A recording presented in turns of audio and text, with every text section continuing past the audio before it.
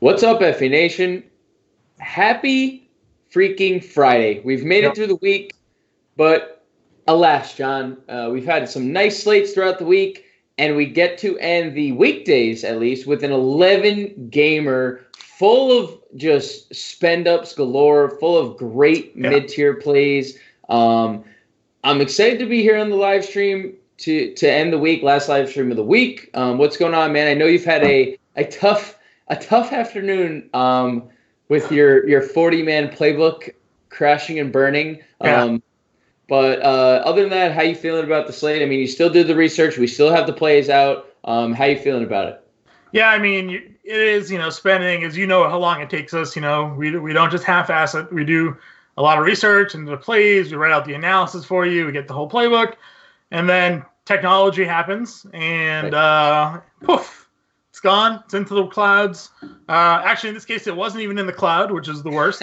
Wasn't able to even recover it. So, I had to still give you pretty much everybody that was in the initial playbook. The analysis got very summarized, but it's still all there for you, so you can check it out. Lineups will be coming out shortly. But we got 11 games to get to, James. So let's just cut to it and get it on.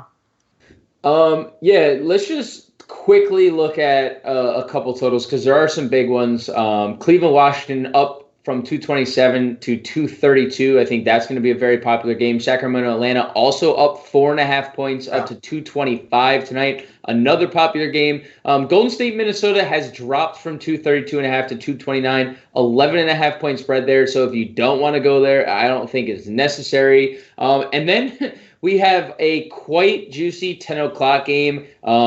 Portland, Brooklyn in Portland started at 233. 238.5. Yeah. It's sitting at only a 3.5 point spread. No defense in that game. I think those are the most notable spreads.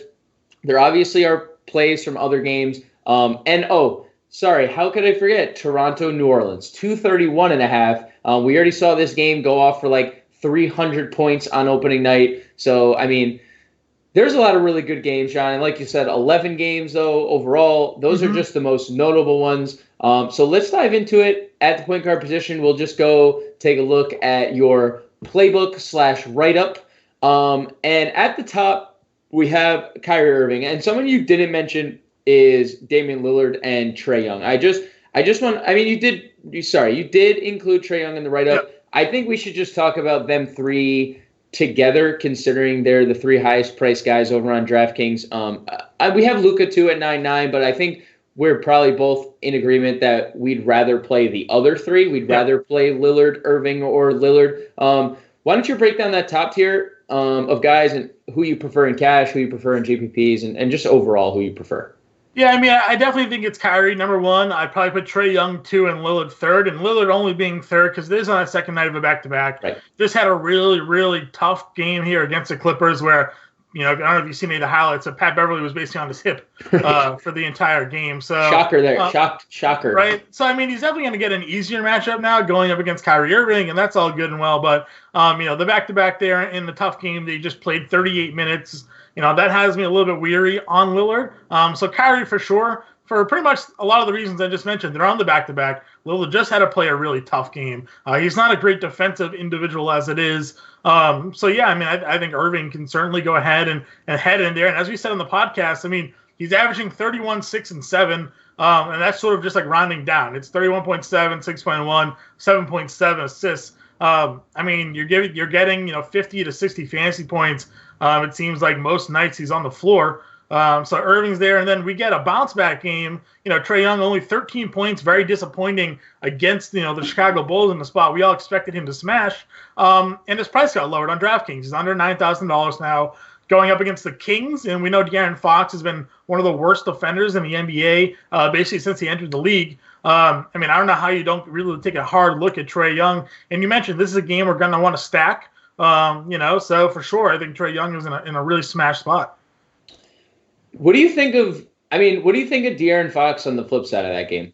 You didn't write him up, but again, it's a game that we can stack. Would you consider De'Aaron Fox at his price tag? I think his DraftKings price is pretty reasonable tonight. So Fox is $8,000 on DraftKings, and for sure, games. If you're game stacking, he's going to be in your lineup. You're going to try to do what you can to get exposure to somebody like him who really playing well right now. 40 fantasy points is his average over the last 5 games. So that's just telling you how well he's playing at the moment. Now he gets a really good matchup against a bad defender in Trae Young. At that price point though, he's $8,000 on DraftKings. Over on FanDuel, he's priced out at $8,200. There's Kyle Lowry going against the Pelicans. Right. There's Malcolm Brogdon against the Pistons.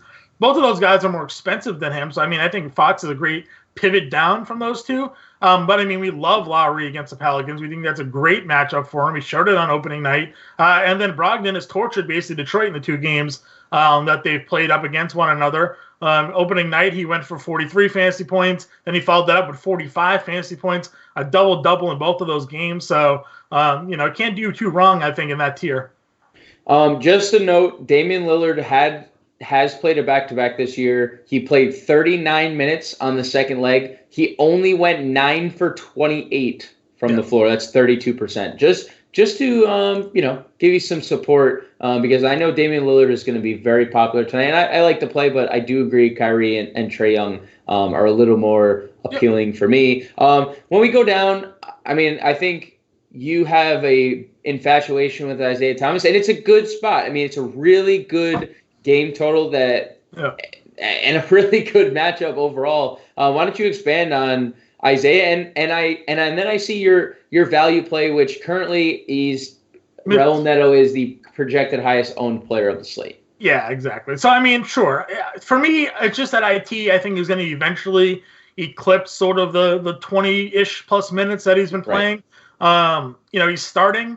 I just feel like those opportunities for him are going to eventually rise to where, even if he gets into a consistent 25 minutes, he only played 19 in a tough matchup against the Pacers the other day, but he had 24 against Detroit in that game. He went for 26. He had 24 against Houston. He went for 32. So we know the upside. He's a volume scorer. He's been passing the ball really well as well. He only had 4 assists against the Pacers, but you look at the games for that, 6, 7, and 10. So I just like him going against Cleveland. You can want to say minor revenge narrative when LeBron James shipped him out of town. You can talk about that. And also, we know Cleveland isn't a strong defensive team. So I'm in on IT at the price. There are others as well above them, but I think Thomas is just a good GPP play. And then you mentioned Neto. He played 30 minutes when Simmons went out, put up 25 fantasy points.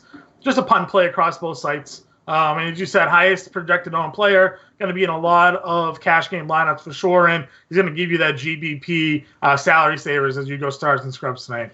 So let's move over to shooting guard position where, let's just face it, Jimmy Butler is too cheap on DraftKings once again. We kind of pinpoint that last night on the live stream where he was just kind of a lock and load at that price tag. I know it's a back-to-back. We know it's a tough matchup. Is he a lock and load for you, or are there other shooting guards that you would rather play, considering it's a back-to-back in a tough matchup? So, I definitely agree that we're weary of back-to-backs, but $7,400 for Butler is too cheap. Really hard to ignore. And the fact that what I like about Butler is he's not like a pure jump shooter. He can shoot the ball, but he gets to the rim. Like, he's a driver. He gets to the rim. He takes free throws, 22 free throws over the last 2 games there. And he's been filling up the stat sheet as well. So I don't think it's going to hurt him as much as if, say, he was a catch and shooter who maybe doesn't have his legs under him as much. So, still the price tag in GBPs is really difficult to ignore right now for me. And then if we had to go ahead and look at some of the others, as I mentioned here, Bradley Beal on DraftKings seems too cheap at only, I think it was at $8,600 against Cleveland. This is a guy last year we were paying $10K for because he was playing 1 billion minutes. Still pretty much playing a lot of minutes most of the nights, and the production's there for him. So I think Bradley Beal here, especially if you're game stacking, will certainly make a lot of sense. D'Angelo Russell expected to play today. Usage rate over 30% with Curry and Green off the floor. Minnesota, we've been attacking them all year at the guard position. I know there's no Teague, Napier. I think Russell's going to take all the shots tonight. So Russell in a really good spot as well. You and I sort of go back and forth between 2 rookies, whether it's John Morant or RJ Barrett. Morant's still in a good spot tonight. I like him. He was initially listed, not listed in this version of the playbook, but a guy with the tempo that you can certainly like. We just wish he played more minutes. Right. But Barrett's playing all the minutes. And, Fizdale said he doesn't care about getting criticized for playing him 38 minutes. He's a rookie. He's 19, and he's only gone for under 33 fantasy points in one game this year. So I do like Barrett here against Dallas. And then we're looking at, again, what happens when Ben Simmons is off the floor. Josh Richardson's one of the biggest benefactors. You see his usage rate go up. You see his fantasy points per minute go up. I think he handles the ball a little bit more now with Simmons off the floor. So he's a really nice mid-tier price tag. So I'm big on him. And then Jordan Clarkson, someone that Sean Mitchell had in the Value Vault article a couple slates back. Still haven't really bumped his price up too much. And he's coming off the bench and scoring. He's a guy that's largely giving you 5 extra turn in every game this season except one. I like all of them. I love the fact that D'Angelo Russell gets that big pace-up spot against Minnesota, too. I think if there was he kind of kills the rest of the Warriors' value, I think. Yeah. But I do think that he's in a really good spot. I mean, we were talking on the podcast last night, mid-tier. Is it really strong tonight? Yeah. And speaking of the mid-tier, I mean, we could obviously start with LeBron at small forward, but I don't think anyone doesn't realize that he's triple-doubled in 3 straight games. I don't think we need to talk about how Giannis has 90-point upside like he's shown on multiple occasions over the last – there's a reason why he was the MVP last year. There's a reason why he's probably right back at the top of the list right now. But 2 guys that are facing off with one another in Pascal Siakam and Brandon Ingram are just playing at elite levels this year.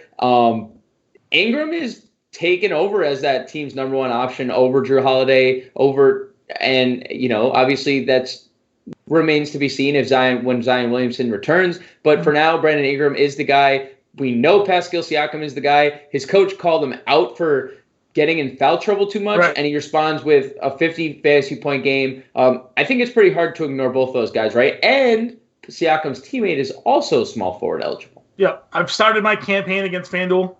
Started early this year to try to get Siakam moved from small forward to power forward because he's played 98% of his time at the power forward position. So hopefully eventually, you'll be able to play both Siakam and Anunoby in the right matchup and not completely take you out of the small forward spot. Right. But yeah, everything you said about Ingram and Siakam are right. I mean, they're just crush plays the way they're playing right now. And then again, they gave a price bump on Anunoby, so he's kind of now more priced correctly than when we were getting value when he was in that mid 4K range. But again, he's the guy that we preach a lot about. He gives you the rebounds. He's giving you blocks and steals already. And if he has a good shooting night, he's going to go ahead and give you like 40 fantasy points, which was 10x before. Now it's more like 7, but you can still live with that. So I like them both. We're talking up-tempo, high spread. They're both in play.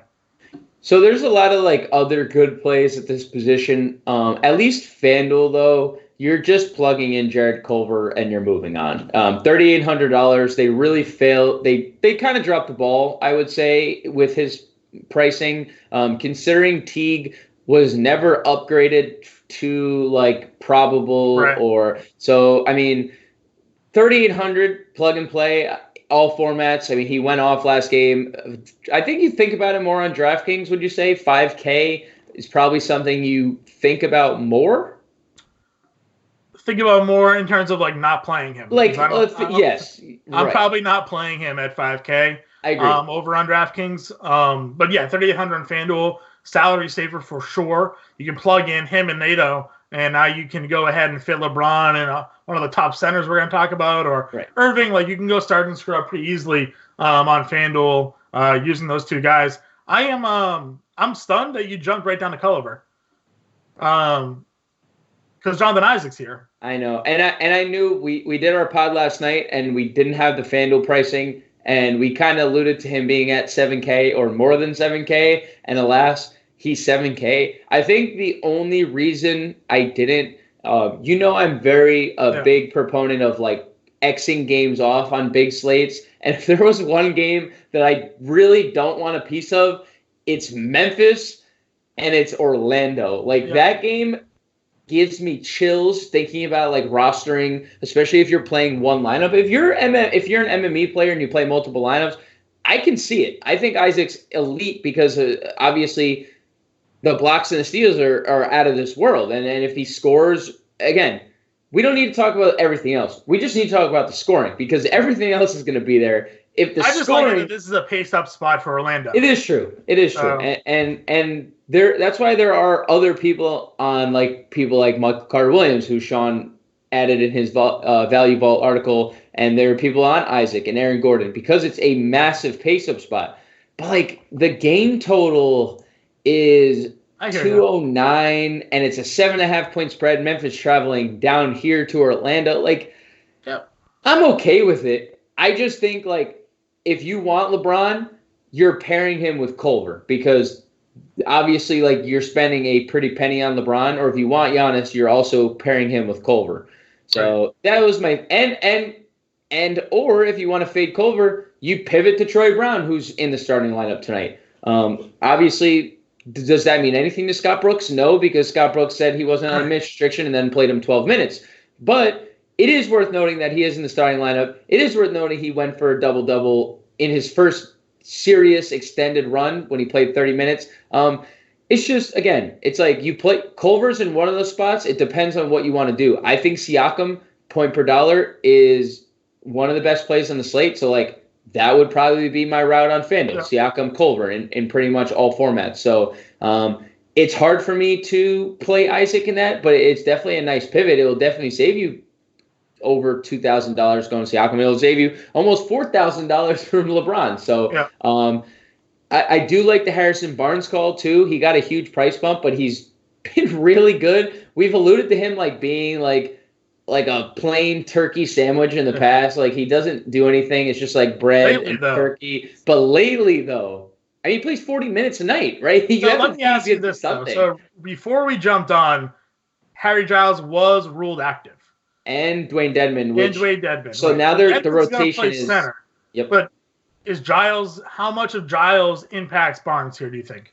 I guess that's the ultimate question, because they gave Harrison Barnes this big deal. They drafted Giles a few years back early, and he's spent most of his career, even in college when he was the number one overall high school prospect, hurt. Yeah. I don't think he's going to play a lot, and I don't think he really impacts Harrison Barnes' minutes. I think the one thing we've always been okay with Harrison Barnes, always the one constant in Harrison Barnes' career has been the fact that he stays on the floor. He's a good defender, he's a good shooter, and he's a decent rebounder. He does literally nothing else. Nothing. Yeah. But for that fact, he's going to stay on the floor. But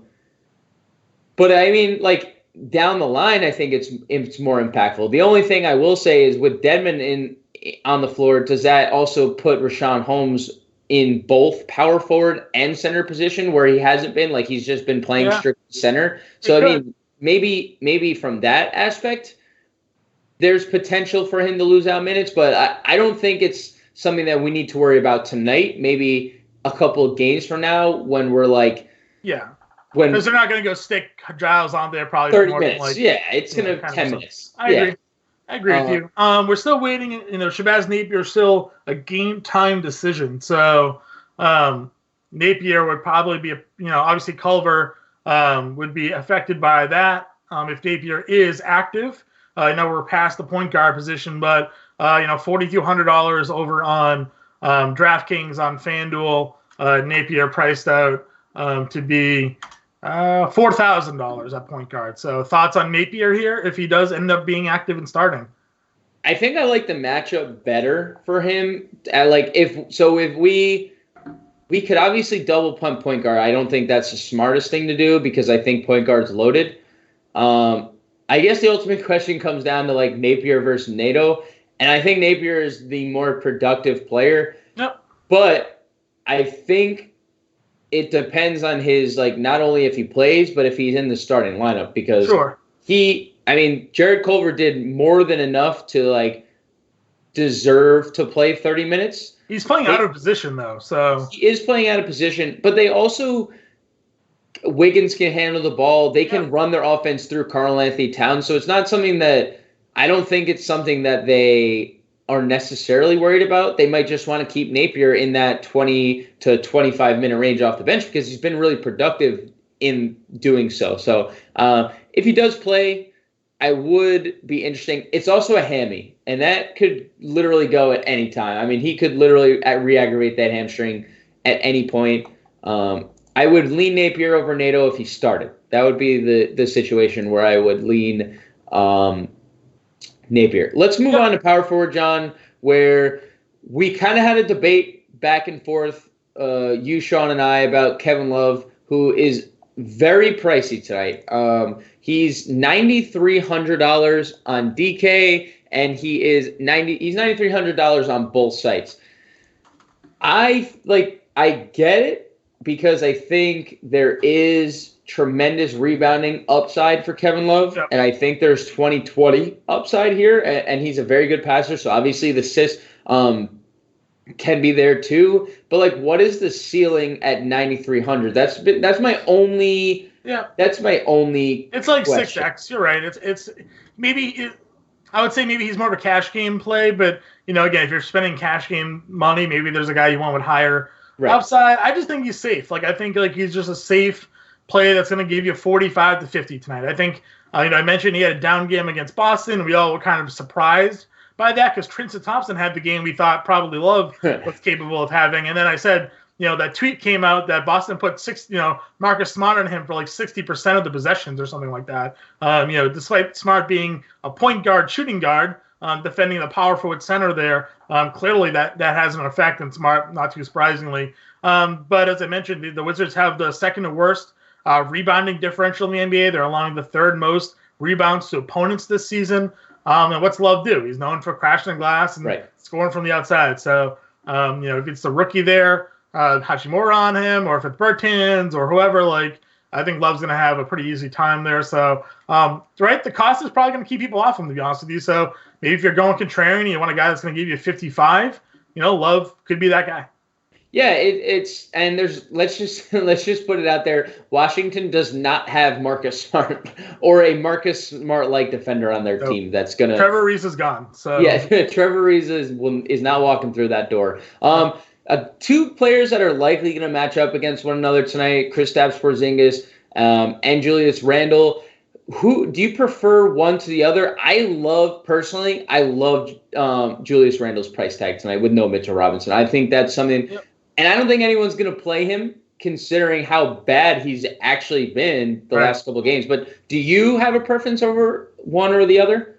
I definitely like Randle. Obviously I put him in the playbook for a reason. Usually when the center that starts next to him is out is when Randle goes ahead and has huge games. He did it earlier this year when Robinson sat out. Randle had a big game. The size, I think, for Porzingis could probably give him some trouble, though. We're talking about a true 7+ footer. Right. Porzingis being able to stretch the floor, I think maybe could be helpful for Randle because maybe some more rebounding chances will be there if Porzingis isn't as next to the hoop. But I would probably go Porzingis over Randle. Obviously, I'm a believer in the no data backed up revenge narrative, but Porzingis, I have to feel just wants to score as many possible points as he can whenever he's facing the Knicks for the rest of his career. Given the way his tenure there ended, so I'm buying in on Porzingis here. I'm officially out of narrative street for all sports. Okay. Because Anthony Davis let me down. Kemba Walker had let me down. I am out. I didn't anticipate Kemba Walker crying before that game, so that's my own fault. I just think I'm officially out, and I'm officially moved to data narrative. Okay. Data narrative is where I'm going, not any other narrative he got his first dog at a rescue shelter in this city and he's really emotional. I'm not falling for that trap. Okay. What about the James Harden strip club narrative? Are we believing everyone? But there is data backing that up. The James Harden strip club narrative, there is data. Look it up. There's official, if you can find me. Go to Reddit, type in James Harden strip clubs, and it came out yesterday. There's a legitimate data point graph charting his production to cities with good strip clubs. So off topic because the Rockets aren't playing tonight, but we'll expand more when they are, probably next slate. So, James, let's go to center here and wrap this up. All right. Center is super enticing at the top, and it is very hard to navigate because we have probably I'm going to throw Jokic in it just overall the best 4 centers in the NBA. From a basketball standpoint, we have the best three fantasy producers from a DFS standpoint. Just how would you break it down? Do you lean Drummond? I think we're both leaning Drummond here. I feel like you're leaning Drummond considering what he's done to the Pacers, but maybe you're not. Would you prefer Towns? Do you prefer Embiid? Like, where are you going at the top, John? Well, if you would read the playbook, James, it says Karl-Anthony Towns. He is my number 1 center for the slate. There'll definitely be a discussion between Towns, Drummond, and Embiid, but this is where I roll Karl-Anthony Towns. So my answer to that question is Karl-Anthony Towns. Reading comprehension is always been a problem of mine. Sorry, John. No, I'm disappointed in myself. It's okay. I'm gonna go sit in the corner after this live stream. No, don't go in the corner after this live stream. It's all okay. I actually have copied it incorrectly. So if you're looking at this, I still like Towns against Golden State. That's fine. I had somebody else written there previously. So Towns is still my spot here against Golden State. We've been attacking them all season long. So we're gonna go in that direction here tonight. Why don't you talk about why you like Drummond and Embiid as much, though? I mean, Drummond has 30-20 upside. We saw it in this same matchup against Indiana on opening night. And without Derrick Rose, without Tim Frazier, without Reggie Jackson, yes, Bruce Brown is on the floor playing like de facto point guard, but the offense is running through Andre Drummond. It's not a coincidence that his assists are the way that they've been. So, I mean, it's very hard to ignore 7, 4, 6 assists the last 3 games. Coincidentally, Derrick Rose hasn't been active for any of them. Reggie Jackson hasn't been active for any of them. Embiid is going to be unowned. And has he had success against Jokic in the past? No. Last year he shot about 5 for 20 in a meeting with them, and we know Jokic is a good defender. Jokic looks out of shape. I don't know if he just looks kind of fat. I hate to be like disrespectful but he just looks like he's winded running up and down the floor. And winded Jokic is what we saw in his like early stages of his career, and he was always in foul trouble because of it. He just didn't have like the agility to keep up with like quicker defenders in the post.